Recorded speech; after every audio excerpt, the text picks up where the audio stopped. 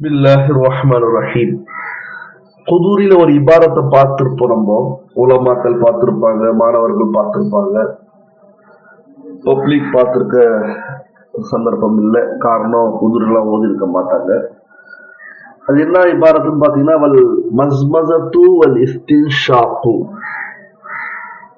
மஸ்மஸா என்றால் வாய் கொப்பளித்தல், இஸ்தின்ஷாக் என்றால் நாசிக்கு தண்ணீரை செலுத்தி மூக்கை சுத்தம் செய்தல்.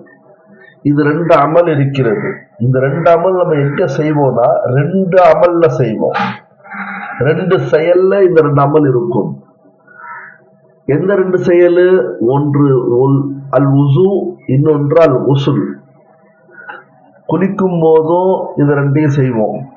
அதே மாதிரி ஒது செய்யும் பொழுது இது ரெண்டு அமலையும் செய்வோம். இதை பற்றி மார்க்கம் என்ன சொல்கிறது?